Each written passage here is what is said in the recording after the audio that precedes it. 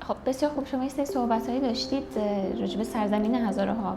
بله، هر کلمه هزاره‌ای رو با عنوان قوم امروزه قوم هزاره نمیتونیم بپنداریم. به ویژه پیش از سال 1550 و 1500 میلادی. بسیار خوب.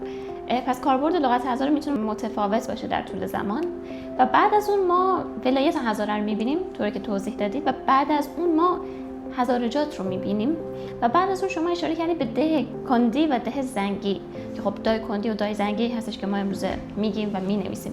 خب اینجا دو تا اشاره کردید، کندی و زنگی، گفتید اینا نام‌های مغولی هستن. پس با توجه به این حرفی که شما میزنید هزاره ها مغولی هستند، یعنی مشخصا در دای کندی و بامیان که حالا ما در مجلسشون صحبت میکنیم، چون که در این مسئله صحبت‌های بسیار پراکنده‌ای داره میشه و خب برخی هستند که ممکن است که تحقیق کرده باشند، کافی نباشه، هیچ تحقیقی نکرده باشن، مستقیما برچسب این رو روی هزاره ها میگذارن که هزاره ها مغول هستند. درسته. و بعد از اون خب یک سری اتهام‌های دیگه میاد، بعد از اون یک سری نسخه هایی هم پیچیده میشه برای قوم هزاره تا جایی که ما اطلاع داریم. خب من دوست دارم که شما بیشتر راجع به تبار هزاره صحبت بکنید، به خاطر اینکه من فکر می‌کنم این شاید مهمترین بخش ما باشه، تبار هزاره. آیا هزاره ها که شما همونطور که میگین یک قومی هستن که قبل از 1500-1550 میلادی ما نمیتونیم ببینیم در کتاب‌های تاریخیمون رو به عنوان یک قوم، پس با توجه به این برخی استدلال میکنن که این قوم جدیدی هست، بومی نیست و هزاره مغول هست. آیا هزاره مغول هست؟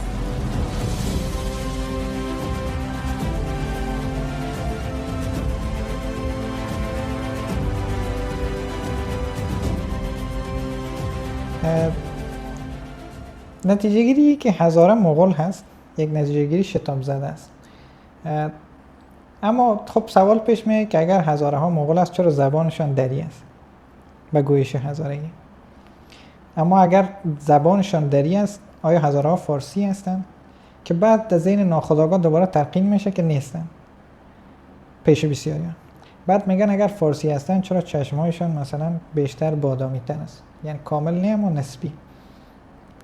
با به خاطر داستان خیلی پیچیده تر از چیزی هست که دیگاه به او سادگی در ظاهر کار میبینن. هرچند وقتی که در منابع مراجعه شود پیچیده نیست، اما برای یک انسان امروزی که منابع را مراجعه نکرده باشه و تنها ظاهر کار را ببینه تشخیص مسئله سخت است.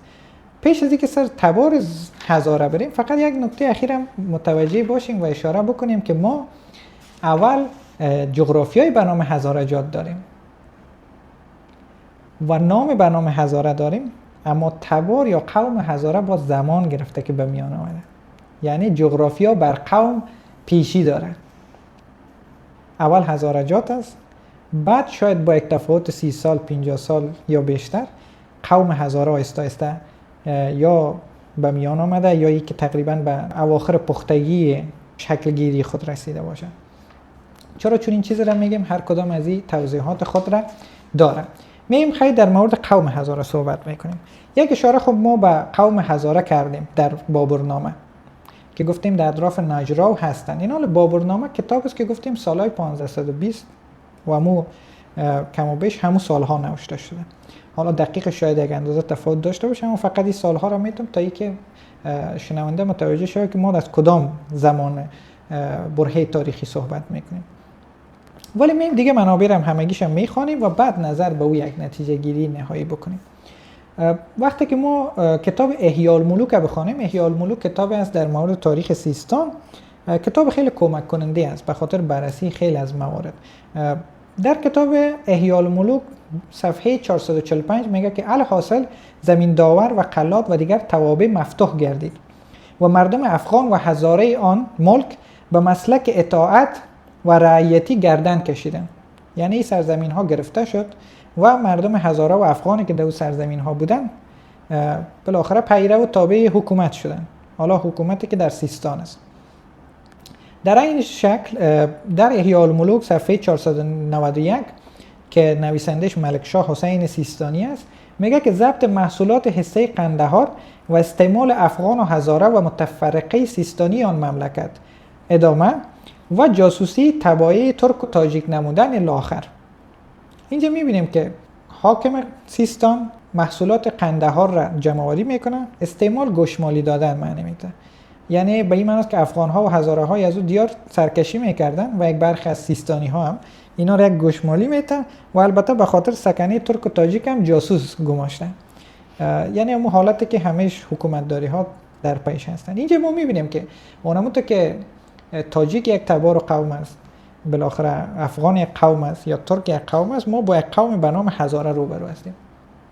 اما هنوز هم سوالی است که آیا این هزاره زبانش دری هست یا به کدام زبان صحبت میکنه؟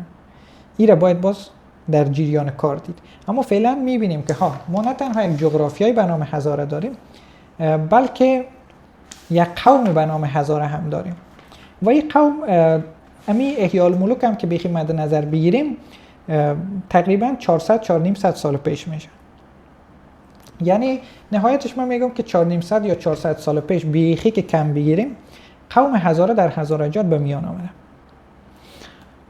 اما بحث از این که تبار هزاره ها از کجا منشأ میگیره، آیا مغول هستن یا نیستن، و بحث از این که زبانشان از چه زمان دری بوده، از آغاز یا بعداً دری شده یا چگونه دری شده. یعنی دو بحث است که باید بپردازیم. در باب تبار هزاره ها تنها مغول نیستن، ولی چرا هزاره ها اول زنده ماندن؟ یعنی چرا ماندند؟ به خاطر از اینکه زمانی که ایلخانی ها حکومت را برپا میکنن و مغول ها با چنگیز آمدن، در سراسر سرزمین تمدنی ما، همه آریانا یا ایران شهر، گروه های متفاوت مغول است. از سلطانیه و تبریز گرفته تا بغداد، مثلا تا کرمان، تا بلخ، خیلی. اما چرا امروز تنها در هزارجات ما ادامه امور میبینیم و مغول های دیگه سرزمین ها آب شدن؟ یعنی یا کاملا در جمعیت بزرگتر حل شدن یا ای که از بین رفتن. دلیل عمدهش فکر میکنم دیدگاه من است که البته این میتونه که بیشتر رویش پژوهش شود و تحقیق بیشتر نیاز داشته باشه، اما به نظر میرسه که زمانی که غازان خان مسلمان میشن که نخستین شاهنشاه مسلمان ایلخانی است، یعنی نخستین شاه مغول ماست که مسلمان میشه و بعد از او باز ما محمد خدا بندر هم داریم. زمانی که مسلمان میشه بت‌ها رو میشکنه و بسیاری مغول ها رو مجبور میسازه که مسلمان شن. او مغول هایی که مسلمان نمیخواین بشن یا کم از کم خوش نیستن از اوضاع و تنها به ظاهر مسلمان میشن، فرار میکنن به طرف کوهستانا. اشاره تاریخی نمی است. بعدها ما میبینیم که یک جمعیت کثیری از مغول ها در غور هستن، در نواحی غور هستن، نواحی غرجستان هستن، چیزی که امروز اونم بامیان و دایکندی و چهار طرفش میشه. و در کنار از اون من فکر میکنم بت‌های بامیان به نسبت از اینکه مغول‌ها هم اول بت پرست بودن، شاید یک جاذبه خوب بوده باشه برای از اینکه مغول‌ها هم یک جایی را پیدا بکنن که از گزند دولت مرکزی مستقیم در امان باشن و تخریب اون هم ساده نیست. و تخریبشون ساده نیست و کلا میتونن عبادت خود را اونجا بکنن. این فکر میکنم که دلیل عمده هست که اکثریت مغول‌ها از سراسر سرزمین ما در هزارجات جمع شدن و بعد از اون اونجا ادامه زندگی دادن. اما پیش از اینکه مغول‌ها در هزارجات جمع شوند یا اونمون سرزمین غور جمع شوند، ما یک سرزمین به نام غور داریم و یک مردم به نام مردم غوری داریم. حالا یک بحث دیگه هم سر از این مردم غوری هست که او زبان غوری است. قرائن و سرنخ‌ها نشان میده که به احتمال بسیار قوی غوری‌ها زبان جداگانه خود را دارند. یعنی همونطور که ما زبان سیستانی داریم، زبان سغدی داریم، زبان خوارزمی داریم، ما یک زبان به نام زبان غوری داریم. البته نسبت به دیگه زبان‌ها سرنخ و آثار از این کمتر به دست ما مانده، اما قرائن امیر نشان میده. در نتیجه ما یک سکنه خود سرزمین هزارجات هم داریم که غوری ها هستن. غوری ها هم دودمان غوریان را میسازن، هم پسان آلکرتی که در هرات حکومت میکنه از طرف غوری هاست. برای از که ما بگیم زبان به نام زبان غوری داریم، دیگه که مردم به نام مردم غوری داریم هیچ تردیدی نیست. همانندی که ما مردم بلوچ داریم، مردم سیستانی داریم، مردم افغان داریم، ما یک مردم به نام غوری داریم. و اینا چنان که امروز ادعا میشه که مثلا پشتون هستن یا افغان هستن یا ای که تاجیک به معنای امروزش هستن. تاجیک به معنای قدیم را نمیگم، تاجیک به معنای امروز، یعنی همین دری زبان هایی که در افغانستان هستن. هر دوی از این ادعاها غیر قابل پشتیبانی است. یک، هیچ اثر دست اول تاریخی اشاره هم به افغان بودن غوری ها نداره، هیچ، صفر، اصلا نیست. ثانی، آیا میتونه که ارتباط بین زبان غوری و زبان پشتو باشه؟ شاید، او بحث جداست، اما هدف ما از خود افغان بودنشان است. بحث ثانی هم است که آیا مثلا اونا تاجیک به معنای امروز بودن؟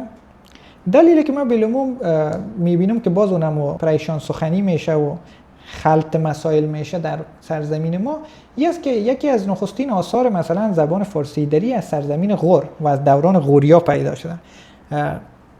بعد این را دلیل میارن که خب غوری ها دری زبان بودن، در نتیجه تاجیک بودن. در حالی که خب شما در هندوستان هم مثلا حکومت مغولای هند دارن که زبان دربار دری است. آیا از اونجا اگر یک اثر دری پیدا کنیم به این نتیجه باید برسیم که حاکما دری زبان هستند؟ یا مثلا زبان که در حاکمه سلجوقی ها مثلا دری بود، فارسی دری بود، آیا با چند کتاب پیدا کردن ما به این نتیجه میرسیم؟ یعنی چون این نتیجه گیری آیا درست بوده میتونه؟ در حالت صرف اصلا درست بوده نمیتونه. میتونه که به یک دلایل قطعی تر کمک کننده باشه، دلایل پشتیبان باشه، اما خودش دلیل قطعی شده نمیتونه.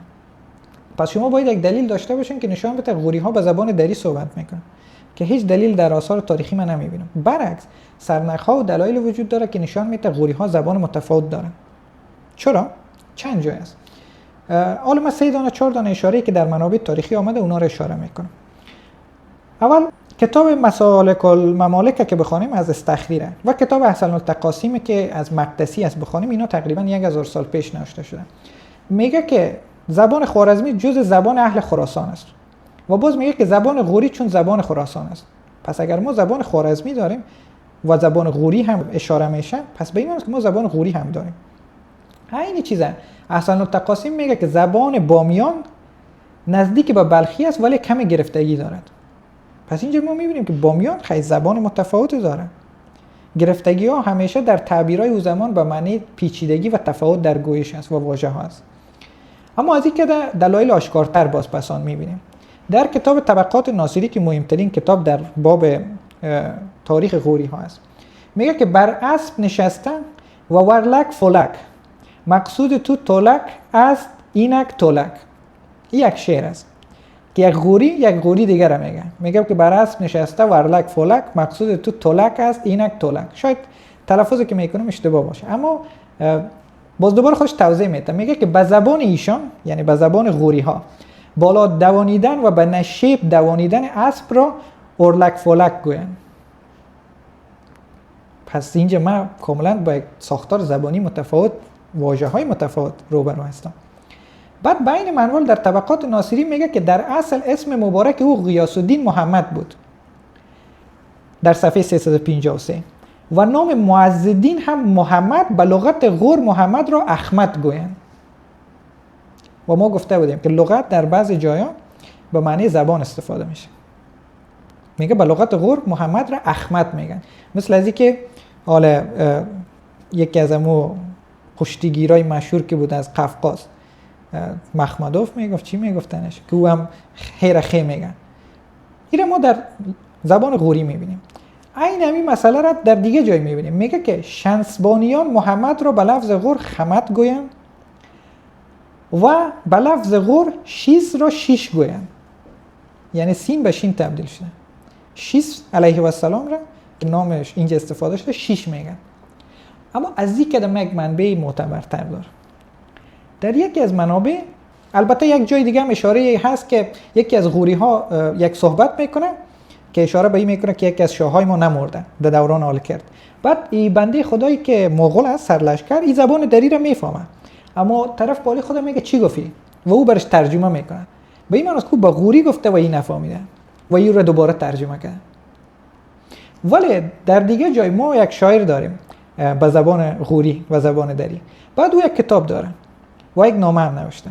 بعد اینمی حاکم مغول که هست زبان دری را یاد داره، اما کتابش که میخوانه زبان دریش هم میفهمه. اما وقتی که کتاب دیگه میایه در قالب نامه، او به زبان غوری اصلا نمیدونه، او دیگه میگه که به ما ترجمهش کن. ما اول فکر کردم که ترجمه کو که میگه به خاطر از اینکه این آدم مغول است حتما زبان دری را هنوز نیاموختم. اما بعد دیدم که در بحث بعدی کتاب شعر خود از شاعر میکشه. اتفاقی است که مغول هایی که در هرات است میان سر غور حمله میکنن. حکومت که در غور است شکست میخورن. این شاعر به خاطر توصیف غوری ها شعر نوشته. بعد این میای کتاب میخونه، اما از قضا در مورد شاههای مغول هم شعر توصیفی گفتن. بازی مغول کتاب میخونه میگه که سعی تو غوری ها را میگه چیز کردی، توصیف کردی، اما چون شاه ما رو اونجا توصیف کردی میگه ما تو رو بخشیدم، اگه نه سر دیگه شاعرها و اینا رو میزنه. اونجا میبینه که آدم فارسی دری را یاد داره، پس اونجا که چیز دیگه رو متوجه نمیشه او باید فارسی دری نبوده باشه. پس وقتی او غوری را میگه به ما ترجمه کن حتما زبان غوری است. این باز چرا اهمیت داره در گویش هزارگی را میایم صحبت میکنیم. اما حالا ما متوجه شدیم که یک سرزمین به نام غور هست و قرجستان و اینجا مردمی هست که تبار و زبان متفاوت خود را دارن و اینا بعدها با اونمو مغول هایی که اینجا میاین جمع میشن و زندگی میکنن میامیزن و از درون اینمی آمیزش مغول ها و غوری ها ما مردم هزاره را داریم و این آمیزش محتملا کم از کم 1 تا 2 نسل زمان گرفته، یعنی 80 تا 100 سال. به مو خاطر ما اول هزارجات میبینیم، نام جغرافیا هزارجات میشه، اما تا اینکه خود هزاره قومش به میان میایه محتملا ما مجبور هستیم که تا سالهای 1600 1650 منتظر باشیم. و دینمی جریانه که غوری ها با مغول ها میامیزن زبان هم زبان دری میشه. اما شاید بگیم چرا زبان غوری نمان یا چرا زبان مغولی نمان؟ زبان مغولی به این خاطر نمان که شما از این اصل جغرافیای مغول ها که به این طرف بین هر جایی که مغول ها بعد از دوران آمدن چنگیز که رفتن زبانشان زبان عمو مردم شده که در اونجا اکثریت بودن. مثلا اکثریت مغول ها یا دمی نسل تقریبا دومی یا ترک زبان شدن یا زبانهای عمو سرزمین ها رو گرفتن. حالا مثلا تیمور خودش از تبار خود را مغول میگه، اما زبانش چغتای است و چغتای یک زبان ترکی است. اونجا نواده هایش حتی هند میره میگه مغولان هند، اما زبانشان چغتای است و زبان ترکی است، یکی از زبانهای ترکی است. به این منوالی که مغول ها بتونن زبان خود را زود تغییر بدن و در این مسئله سختگیر نباشن، در دیگه جایا هم مثال هایش داریم. غوری ها چرا این تنها باز پرونده یا مثال غوری ها نیست. سیستانی ها زبان خود را از دست میدن، سغدی ها زبان خود را از دست میدن، پهلوی ها زبان خود را از دست میدن. خیلی جایها زبان دری به دیگه زبان ها غلبه میکنن و هنوز غوری ها کاملا نزدیک جغرافیای دری زبان زندگی میکنن. بالایشان بلخ است، این طرفشان هرات است و بعد از ضربات هم که غوری ها از مغول ها میخورن احتمال از این که مثلا زودتر بتونن برن به طرف زبان دری بالاتر میره. به او خاطر قرائن نشان میده که اینا آمیختن و از درون از این آمیزش هم همزمان زبان دری در بینشان غلبه پیدا کرده. اما اگر ما بیایم به زمان کنونی ما این رو میتونیم با داده های ژنتیکی اثباتش بکنیم؟ آیا داده های ژنتیکی وجود داره که این ادعا رو پشتیبانی بکنه؟ نه تنها داده های ژنتیکی که باز هدف ما از داده های خون است. خون را کس تغییر داده نمیتونه، هر چیز هر کس دروغ گفته میتونه، اما خون انسان را که بگیرن آزمایش که بکنن خود به خود مسائل واضح میشه. اما در کنار داده های خون ما داده های زبانی داریم که ما هر دویش حالا میم تشریح میکنیم. اول میم سر داده های ژنتیکی یا خون. ما در بحث ژنتیک یک واژه در انگلیسی به نام هپلوگروپ است که به معنی دریش اگر بگوییم تک گروه. هر انسان تک گروهی های مشخص داره. مثلا مردم سوریه غالب تک گروهیشان G2 است. مردم ترکیه غالب تک گروهیشان G2 است. مردم مثلا قزاقستان غالب تک گروهیشان Q است. فرضاً مثلا مردم تاجیک و پشتون غالب تک گروهیشان آریک A است. اینا هر کدامش نشانهایی از اونمو نیاکان است. البته به این معنا نیست که کلا آریک A است. غالب هم که میگیم بعضن 50%، بعضن 45، بعضن 60 فرق میکنه. در بحث هزاره ها وقتی که داده های ژنتیکی رو میبینیم، هزاره ها غالب خونشان یا داده های تک گروهیشان C2 است و مشخصا نمایندگی از ریشه مغولی میکنن. اما همزمان هزاره ها اوسط میگه، شاید از یک هزاره تا دیگه هزاره فرق کنه، شاید یک هزاره نسبت مثلا اوش بالا باشه ایش پایین باشه، اما اوسط غالب یعنی که میگیم 60 تا 65 درصدش 32 است که نشان از ریشه مغولی داره، اما همزمان میانگین 20 تا 30 درصد در هزاره ها آریک ای است که نشان دهنده تبار غوریشان است. غالبش تبار غوری است اگر همگیش نباشه. بعد باز همزمان در هزاره ها ما آریک بی و جیدور هم میبینیم که هر دوی از باز تبار فارسی را نشان میده. پس هزاره ها آمیخته از تبار فارسی و تبار مغولی هستند. اما تبار مغولی غلبه داره بر تبار فارسی، به مو خاطر در هزاره ها ما چشم های بادامی میبینیم، اما گاهن امکان داره که یک هزاره را ببینید چشماش بادامی نباشه، چون درونمو و پراکنش ژنتیکی تفاوت آمده. چون ما میدانیم نه اگر بحث گروگال منزل و ژنتیک را خوانده باشیم بعضا یک چیز بیشتر غلبه میکنه بعضا نمیکنه، اما آدم شاید در نسل بعدی دوباره فرزندش چشم بادامی باشه. این چیزا رخ داده میتونه. در بحث خون هم هست، اما طبعا در این بین باز یک بحث ترک بودن هم است که خب ما تاثیر ژنتیک مغول رو داریم میبینیم. برخی رو میبینیم که ادعا میکنن که هزاره ها ترک هستند. دقیقاً.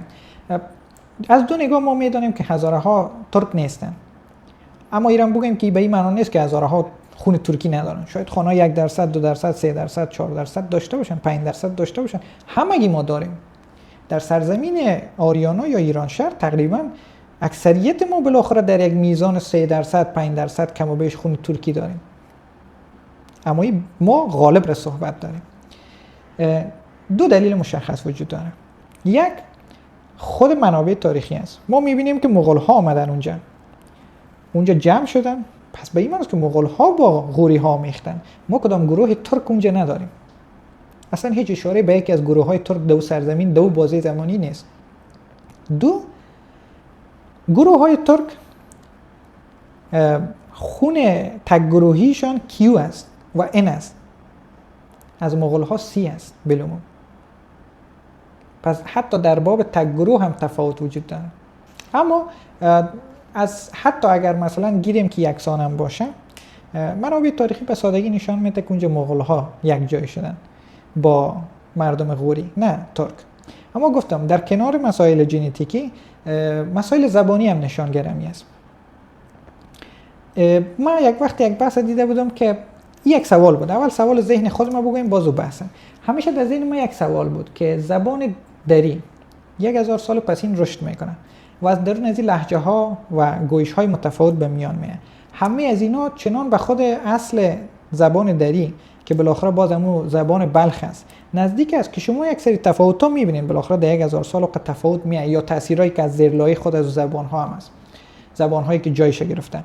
اما گویش هزارگی وقتی که یک نفر هزارگی پخته صحبت بکنه خیلی بیشتر است و اینقدر تفاوت‌های آوایی به این میان آمده که امکان نداره که در ظرف 400 سال به میان آمده باشه.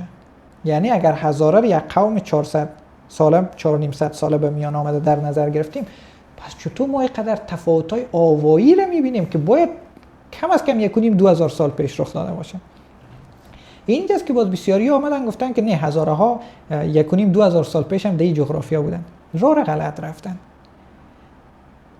این همه ذهن مرا آزار میداد و پاسخش بعداً در اینمی مسئله زبان غوری نهفته بوده.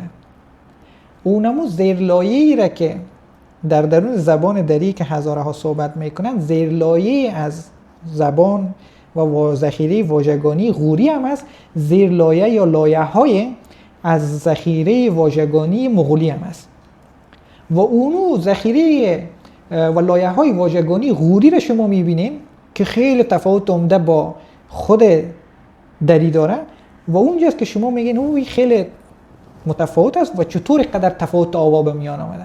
اون میراث غوری است. مثلا ما در هزارگی میگن موشه نموشه، یا مونه نمونه، یا موگه، یا موگم. اینا تفاوتایی نیست که شما به سادگی به میان بیاین. یعنی دیگه گویشای دری رو ببینین به یه اندازه متفاوت نیست. مثلا هزارگی میگه برار، در دری میگن برادر، برار به پشتو نزدیکتر است و پشتو قدیم است. پشتو ورور میگه، بی و واو تبدیل شده. برار ورور، مثل از اینکه آب او. چون این واژه هایی را در گویش هزارگی شما میبینید که نشان میده باید یک پیشینه 1.5-2 ساله داشته باشه و معلوم است که باید از اونمو لایه زبان غوری آمده باشه. مثل از این دیگه واژه های هم میتونه مثلا در درون چیز باشه، گویش هزارگی باشه، مثل از اینکه تاله یا مثلا سوچ به معنی اندیشیدن، فکر کردن. حتی در زبان هندی هم سوچ به معنی فکر کردن است. مثلا میگن مت سوچو، یعنی فکر نکن. کیا سوچ رهی هو؟ چی فکر میکنی؟ به این معنی. حتی مسئله یوم که مثلا هزاره را بگوین که مثلا هستی، میگن نیوم، یعنی نیستم. در پشتو هم میبینین میگن نیوم، یعنی نیستم. اونمو هستم را یوم، نیستم نیوم. اونم هستم یوم شده، که این واژه عین واژه‌ای است که در انگلیسی شما به حیث ام استفاده میکنید. مثلا میگین آی محمد، در پشتو میگه که زه احمد یوم، یوم، که یکی از اهل تاریخ قدیم سرزمین ما میگفت که در کتیبه ها از داریوش هم آمده که آیم نام شکل قدیم داریوش، که آی اونجا خودش است، اینمی یوم است که امروز ما استفاده میکنیم. پس چون این نقاط کهن، ویژگی های کهن را درش دیده میتونیم و این زیرلایه های غوری است. اما باز ما زیرلایه های مغولی هم دیده میتونیم، مثلا تغه، مثلا توره، مثلا قاش، مثلا چخری. اینو خود واژه برتان میگه که من ساختار مثلا مغولی است.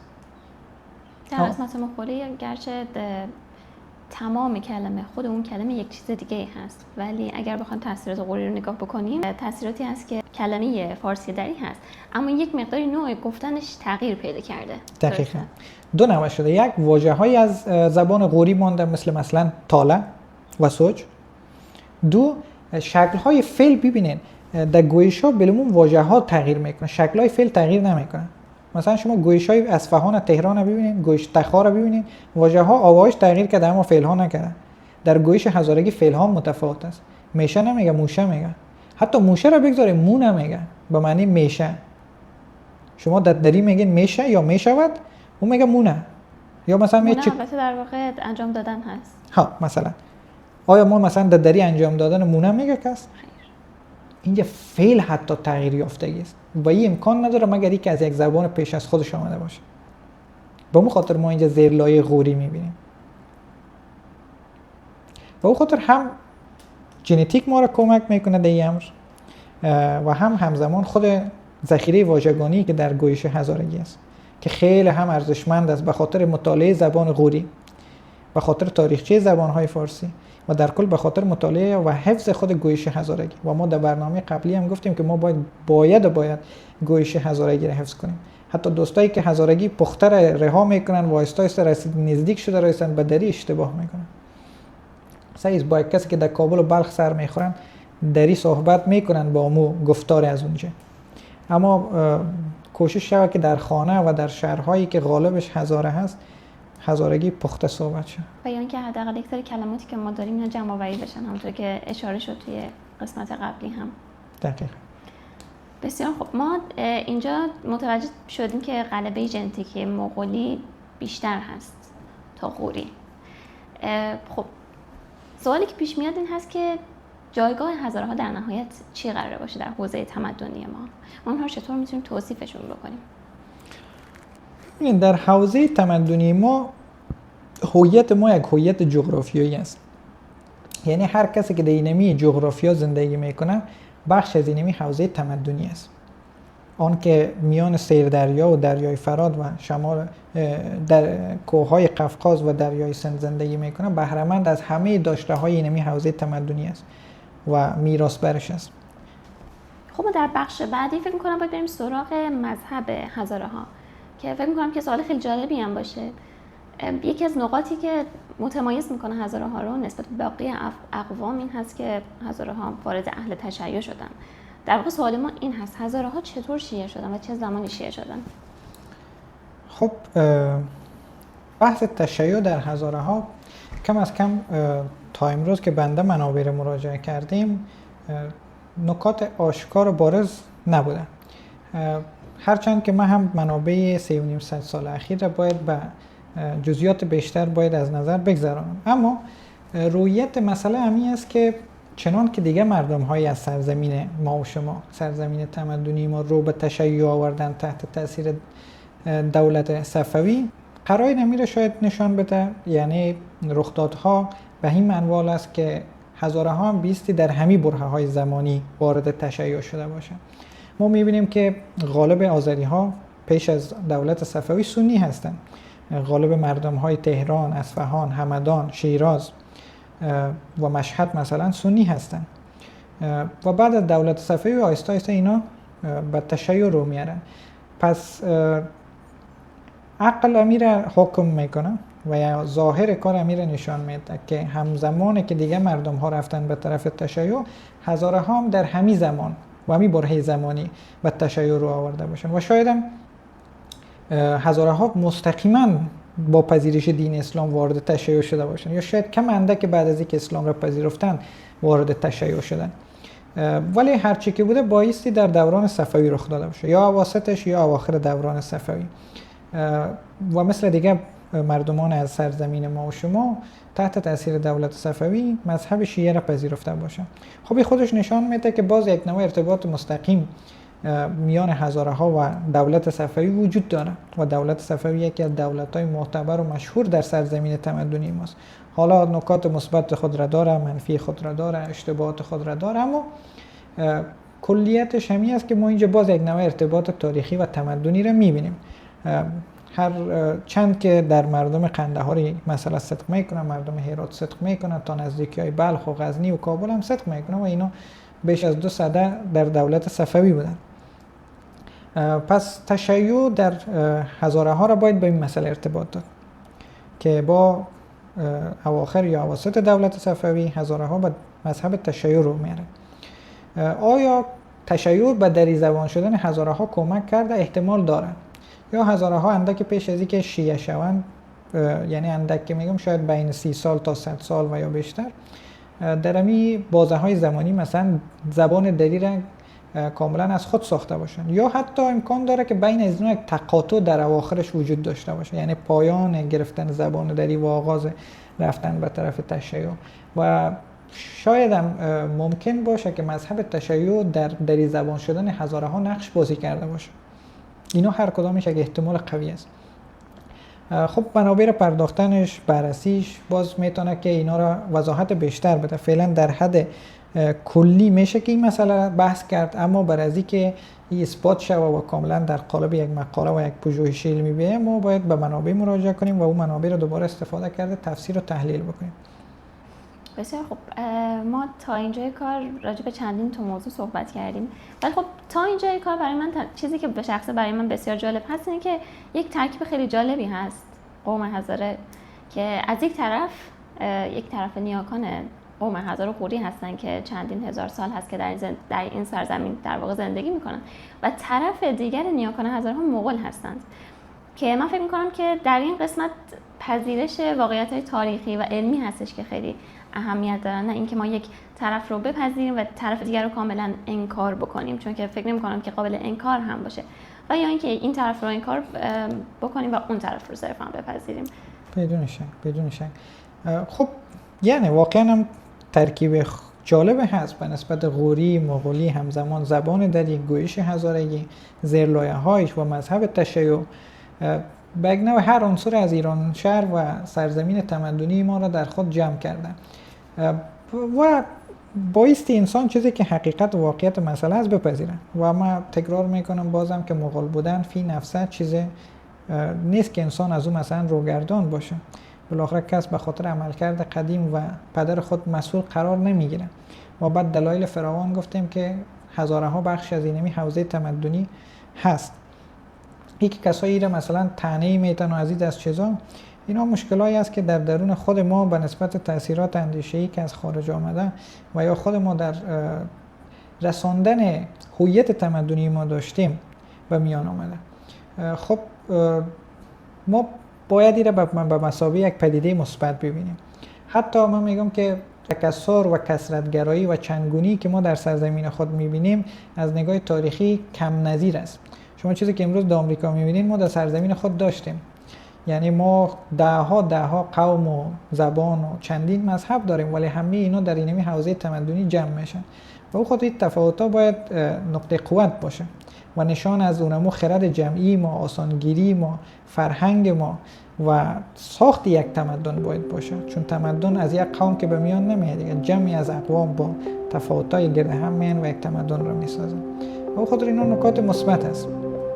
ولی طبعا جالب است. اما همزمان ایران باید یاد بکنیم که هزاره ها تنها قومی شاید باشن در ایران شهر که ما با وجود آمدنشان هم میتونیم کاملا از منابع بررسی بکنیم. دیگر اقوام خیلی پیشتر شکل گرفتن. میشه که اولین بار یاد شدنشان رو و دیگه مسائل رو بررسی کردن، اما شکل به میان آمدنشان کاملا در دسترس نیست. میشه که اکثر چیزا نوشت اما به قطعیت نیست. در این مورد به نظر من یک مسئله منحصر به فرد است، یک مسئله متفاوت است. بسیار خوب. ما در این قسمت از واژه هزاره شروع کردیم که هر هزاره این هزاره نیست و معنای امروز و متفاوت میتونه باشه و از سیر تحول هزاره، تبدیل شدنش در برخی جا هزارجات، ولایت هزاره و هزارجات و یک سری نام هایی که همکنون ما داریم استفاده میکنیم مانند دای کندی و دای زنگی و در واقع از جایگاه هزاره ها در حوزه تمدنی ما و شیعه شدن هزاره ها صحبت کردیم. نکته باقی هست؟ فکر نمی‌کنم. تقریبا همه موارد را گفتیم. انشالله که به شنونده ها خسته‌کن نشده. امیدوار هستیم که کمک هر چند کوچک هم که باشه به همه مردم بکنه. ممنونم از شما. ما خرسندی هستیم چون این برنامه‌های و انشالله که سودمند باشه.